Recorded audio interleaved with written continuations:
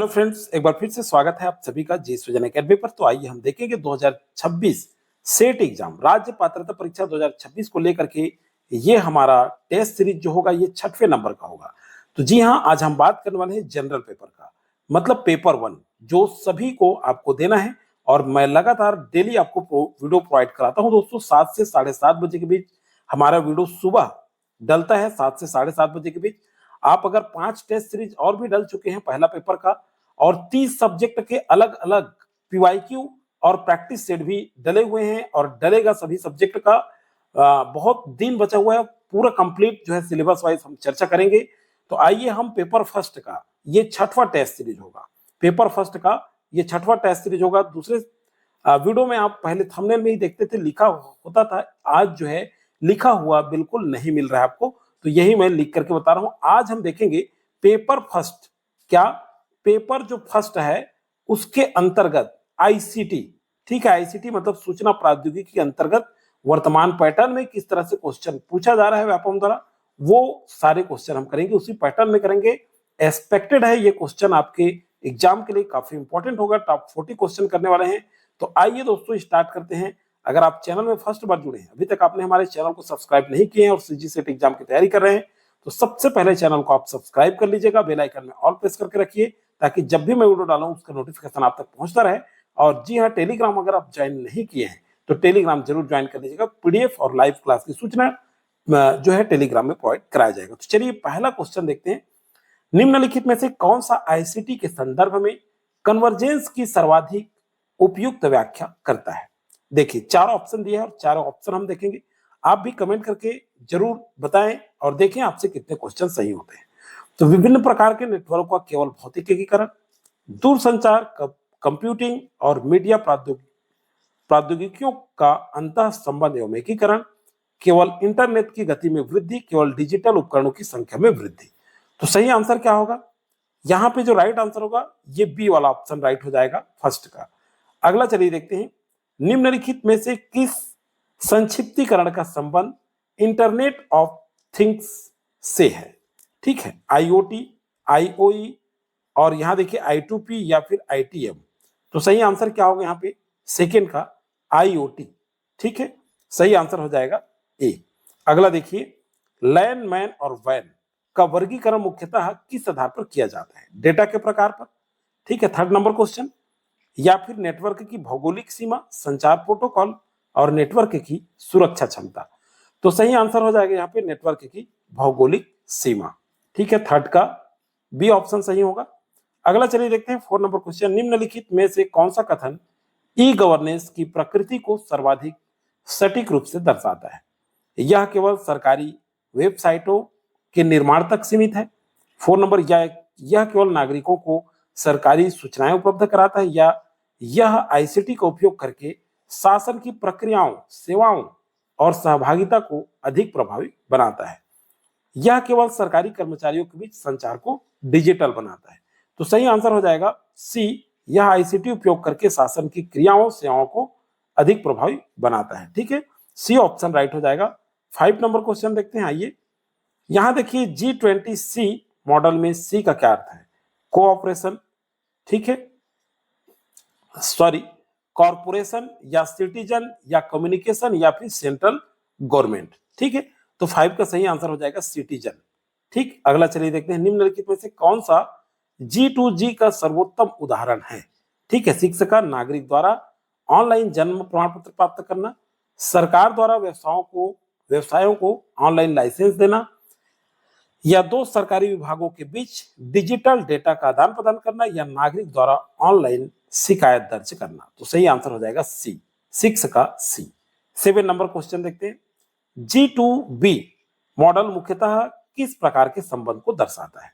तो देखिए, government of business, government of banking, government of bureaucracy, government of broadband, ठीक है, ब्रॉडबैंड। तो सही आंसर क्या हो जाएगा यहाँ पे? ये गवर्नमेंट ऑफ बिजनेस। ठीक है, 7 का ए ऑप्शन सही होगा। आइए 8 नंबर क्वेश्चन देखते हैं। निम्नलिखित में से कौन सा आईसीटी का, देखिए क्या है, सिंक्रोनस कम्युनिकेशन उदाहरण है? ठीक है, तो ये क्या होगा? Email, blog, live video conference या फिर ऑनलाइन संग्रहित दस्तावेज। तो 8 का सही आंसर हो जाएगा सी, लाइव वीडियो कॉन्फ्रेंसिंग। ठीक, अगला है HTTP का पूर्ण रूप क्या है? 9 नंबर क्वेश्चन। तो ये है hyper text transfer protocol, high text transmission protocol, यहां देखिए hyper link transfer technology protocol, या फिर है यहां पे हाइपर टर्मिनल ट्रांसफर प्रोसेस। तो सही answer hyper text transfer protocol. ठीक, 9 का ए जो है सही आंसर होगा। 10 नंबर देखिए HTTPS में एस मुख्यतः किसका संकेतक है? 10 नंबर क्वेश्चन। तो देखिए ये सिस्टम, सिक्योर, सर्विस या फिर स्टैंडर्ड। तो सही आंसर है सिक्योर। ठीक है, 10 का बी ऑप्शन सही होगा। 11 देखिए निम्नलिखित में से कौन सा IPv6 की प्रमुख विशेषता है? तो आइए देखते हैं। 16 bit address, 32 bit address, 64 bit address या फिर 128 बिट एड्रेस। तो डी ऑप्शन यहाँ पे राइट हो जाएगा 11 का। 12 नंबर URL का पूर्ण रूप क्या है? ठीक है, तो क्या है? यूनिफॉर्म रिसोर्स देखिए लोकेटर। तो ए ऑप्शन सही हो जाएगा। ठीक है, 12 का। 30 नंबर क्वेश्चन देखिए, निम्नलिखित में से कौन सा सर्च इंजन नहीं है? 13, तो गूगल, बिंग, ठीक है, डक डक गो या फिर लिनक्स। सही आंसर हो जाएगा लिनक्स, 13 का डी। 14 नंबर क्वेश्चन पे आ जाइए। DNS का प्राथमिक कार्य क्या है? ठीक है, 14 का। तो डेटा को एनक्रिप्ट करना या फिर डोमेन नेम को IP एड्रेस से संबंध करना। बिल्कुल बी ऑप्शन सही हो जाएगा 14 का। 15 देखिए, निम्नलिखित में से कौन सा, देखिए यहाँ पे क्लाउड कंप्यूटिंग की विशेषता नहीं है। तो देखिए क्या होगा? On demand resource access, resource pooling या फिर स्केलेबिलिटी या केवल स्थानीय कंप्यूटर पर निर्भरता। तो 15 का सही आंसर होगा केवल स्थानीय कंप्यूटर पर निर्भरता, डी ऑप्शन सही हो जाएगा। 16 का देखिए SSS का पूर्ण रूप क्या है? 16, तो यह है software as service, system as a service, storage as a service या फिर सॉफ्टवेयर एज ए सिक्योरिटी। तो सही आंसर है सॉफ्टवेयर एज ए सर्विस, 16 का ए ऑप्शन सही हो जाएगा। 70 नंबर क्वेश्चन, यदि कोई संस्था इंटरनेट के माध्यम से अपने कर्मचारियों को वर्चुअल सर्वर उपलब्ध कराती है तो यह मुख्यतः किस क्लाउड सर्विस मॉडल से संबंधित होगा? ठीक है, SSS, PSS, ISS या फिर DSS। तो सही आंसर क्या होगा 17 का? ये ISS। ठीक है, तो सही आंसर हो जाएगा यहाँ पे सी। ठीक है, चलिए आगे देखते हैं। डिजिटल डिवाइड का सबसे व्यापक अर्थ क्या है? 18 नंबर क्वेश्चन। ठीक है, तो क्या होगा? कंप्यूटरों के बीच तकनीकी अंतर, डिजिटल तकनीक तक पहुंच और उसके प्रभावी उपयोग में सामाजिक आर्थिक असमानता, 2 इंटरनेट ब्राउजर के बीच अंतर या 2 ऑपरेटिंग सिस्टम के बीच अंतर। तो सही आंसर है 18 का बी। ठीक है, 19 नंबर क्वेश्चन देखते हैं। ICT आधारित सुशासन में ट्रांसपेरेंसी बढ़ाने का सबसे प्रभावी माध्यम कौन सा है? सूचना को केवल अधिकारियों तक सीमित रखना, सार्वजनिक सूचना तक डिजिटल एवं समयबद्ध पहुंच, सभी रिकॉर्ड को केवल कागजी रूप में रखना या निर्णय प्रक्रिया को गोपनीय रखना। तो सही आंसर होगा सार्वजनिक सूचना, मतलब बी ऑप्शन सही हो जाएगा 19 का। 20 नंबर क्वेश्चन देखते हैं। ये ई गवर्नेंस और देखिए ई गवर्नेंस और ई गवर्नमेंट के बीच महत्वपूर्ण अंतर क्या है? दोनों पूर्णतः समान अवधारणाएं हैं या फिर ई गवर्नेंस मुख्यतः ICT सरकारी सेवाओं पर केंद्रित है जबकि ई गवर्नेंस शासन, सहभागिता एवं संस्थागत प्रक्रियाओं के व्यापक परिवर्तन को समाहित करता है, या फिर ई गवर्नेंस केवल निजी क्षेत्र से संबंधित है या फिर ई गवर्नेंस केवल शिक्षा क्षेत्र में प्रयुक्त होता है। तो सही ऑप्शन यहाँ पे ऑप्शन जो है बी हो जाएगा। ठीक है, राइट उत्तर बी होगा। अगला है, निम्नलिखित में से कौन सा G2C सेवा का उदाहरण है? ठीक है, 21, विभागों के मध्य बजट डेटा का आदान प्रदान करना, सरकारी ई प्रोक्योरमेंट, ठीक है, प्रोक्योरमेंट या फिर ऑनलाइन पासपोर्ट आवेदन, सरकारी कर्मचारियों के लिए आंतरिक HR प्रणाली। तो 21 का सही ऑप्शन ऑनलाइन पासपोर्ट आवेदन। ठीक है, सी ऑप्शन सही होगा। 22 नंबर देखिए यहां पे दिया है इंटरऑपरेबिलिटी का अर्थ ICT आधारित शासन में क्या है? सभी कंप्यूटरों को समान हार्डवेयर होना, विभिन्न प्रणालियों को एक दूसरे के साथ डेटा एवं सेवाओं का प्रभावी आदान प्रदान कर पाना, इंटरनेट का बंद होना, सभी सॉफ्टवेयर का एक ही कंपनी द्वारा बनाया जाना। तो 22 का सही ऑप्शन बी हो जाएगा। ठीक, 23 नंबर, यदि विभिन्न सरकारी विभाग अलग अलग डेटाबेसेस का उपयोग करते हैं तो वो आपस में डेटा साझा नहीं कर पाते, तो मुख्य समस्या क्या कहलाएगी? 23 नंबर क्वेश्चन। तो देखिए इंट्रो, ये क्या हो जाएगा? इंटरऑपरेबिलिटी, फेल्यूर, ठीक, या फिर क्या हो जाएगा? बैंडविड्थ, सीधा सीधा देखिए इनहेंसमेंट।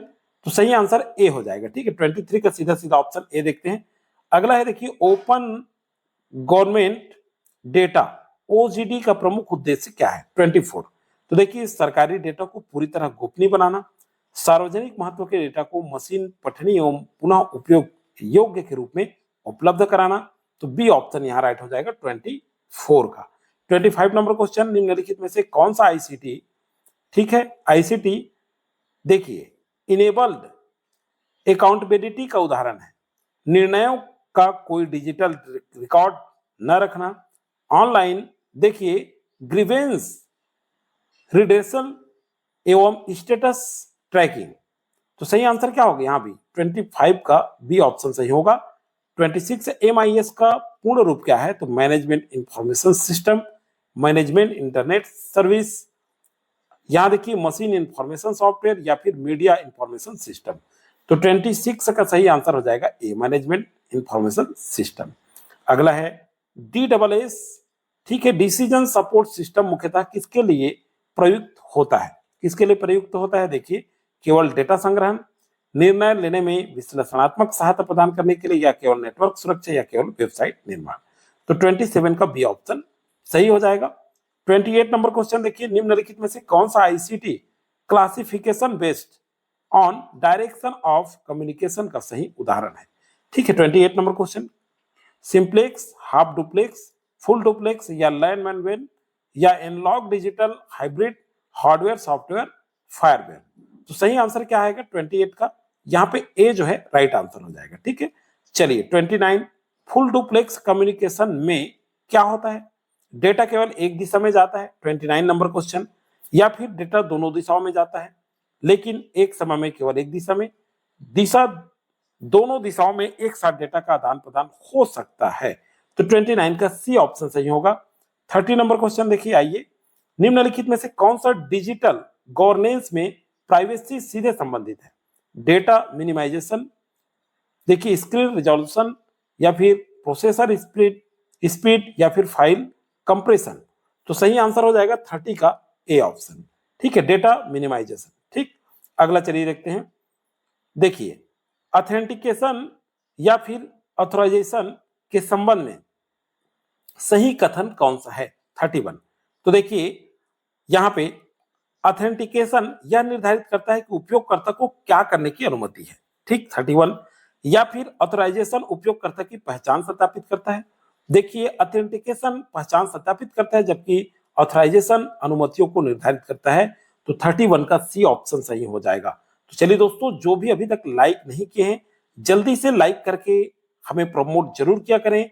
मैं डेली आप सभी के लिए वीडियो प्रोवाइड कराता हूं दोस्तों। 7 से 7:30 बजे के बीच हम लोग का वीडियो अपलोड होता है।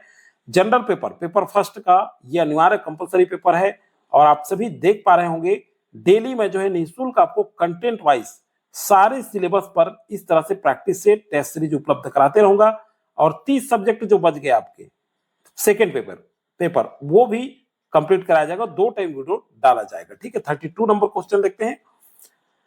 देखिए निम्नलिखित में से कौन सा 2 फैक्टर ऑथेंटिकेशन या 2FA का उचित उदाहरण है? केवल पासवर्ड, केवल user name, password plus OTP, या फिर केवल CAPTH, ठीक है, कैप्चा, है ना? तो 32 नंबर क्वेश्चन का सही ऑप्शन पासवर्ड प्लस ओटीपी, 32 का सी। 33 नंबर क्वेश्चन, आईसीटी आधारित शासन में डिजिटल, ठीक है, डिजिटल जो सिग्नेचर है इसका प्रमुख उद्देश्य क्या है? 33 का तो क्या है? केवल दस्तावेज का आकार कम करना, डिजिटल दस्तावेज की प्रमाणिकता एवं अखंडता सुनिश्चित करने में सहायता करना, इंटरनेट की गति बढ़ाना, वेबसाइट की ग्राफिक क्वालिटी बढ़ाना। तो सही आंसर हो जाएगा 33 का बी जो है सही आंसर होगा। ठीक, 34 नंबर क्वेश्चन पे आ जाए। देखिए देखिए, ई प्रोक्योरमेंट का सबसे प्रमुख शासन संबंधी लाभ क्या है? 34 नंबर। तो खरीद प्रक्रिया को पूर्णतः ऑफलाइन बनाना, पारदर्शिता, प्रतिस्पर्धा प्रक्रिया की निगरानी में सुधार। 34 का बी ऑप्शन सही हो जाएगा। ठीक है दोस्तों, तो कभी कभी टेक्निकल वजह से आवाज भी आगे पीछे हो जाता है, थोड़ा सा देख लीजिएगा। टेक्निकल मिस्टेक जब होता है तो कुछ बोलने से दूसरा भी हो जाता है, या कोई दिखने में भी थोड़ा समस्या हो सकता है। तो जरूर कमेंट करके आप बता सकते हैं। 35 नंबर क्वेश्चन, यदि किसी नागरिक को सरकारी सेवा के लिए बार बार अलग विभागों में दस्तावेज जमा करने पड़ते हैं, आईसीटी इनेबल इंटीग्रेटेड गवर्नेंस में किस अवधारणा ने इस समस्या को कम किया जा सकता है? ठीक है, किससे किया जा सकता है? Single window system, stand along computing, या डेटा आइसोलेशन, या फिर मैनुअल फिलिंग। ठीक है, तो सही आंसर क्या होगा 35 का? Single window system, A option right हो जाएगा 35 का। 36 नंबर क्वेश्चन पे आ जाइए।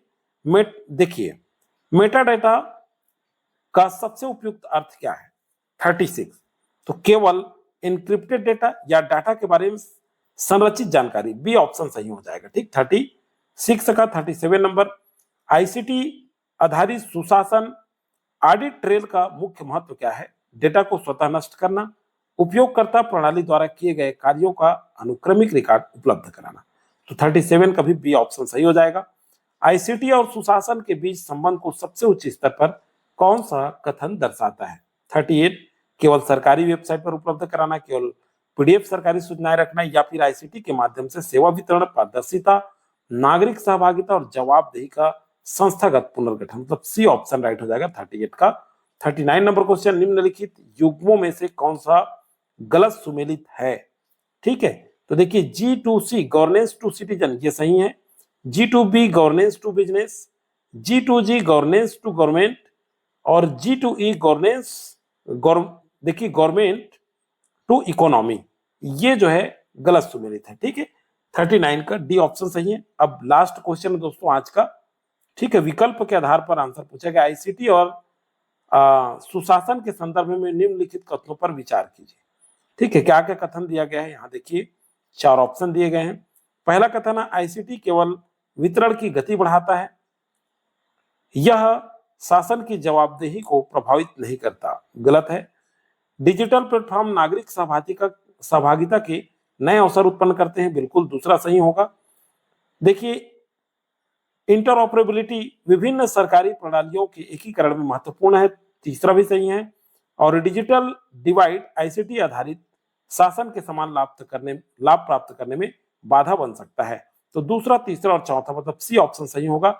चलिए दोस्तों, आज की वीडियो में 40 क्वेश्चन हमने कंप्लीट किया है फर्स्ट पेपर में, और ये वीडियो अधिक से अधिक लोगों को आप शेयर जरूर किया करें। आपके जितने भी फ्रेंड सर्कल हैं, ज्यादा से ज्यादा लोग जब जुड़ेंगे तो लाइव क्लास भी आपके लिए आयोजित किया जाएगा। आपके एग्जाम के आते तक हमारे चैनल में निःशुल्क आपको क्लास उपलब्ध कराया जाएगा, कोई शुल्क नहीं है। टेस्ट सीरीज में आप इस तरह से भाग लिया करें, ज्यादा से ज्यादा टेस्ट सीरीज आएगा। अब देखिए, ये पेपर फर्स्ट का टेस्ट सीरीज जारी हो रहा है, अब आपके सब्जेक्ट का भी टेस्ट सीरीज जारी होने वाला है, तैयार किया जा रहा है क्वेश्चन। तो चलिए दोस्तों, आज की वीडियो में फिलहाल जानकारी इतना ही। आप सभी को हमारी ओर से बहुत बहुत शुभकामनाएं। एक्सपेक्ट है कि आप सभी के एग्जाम बहुत अच्छे से जाएगा।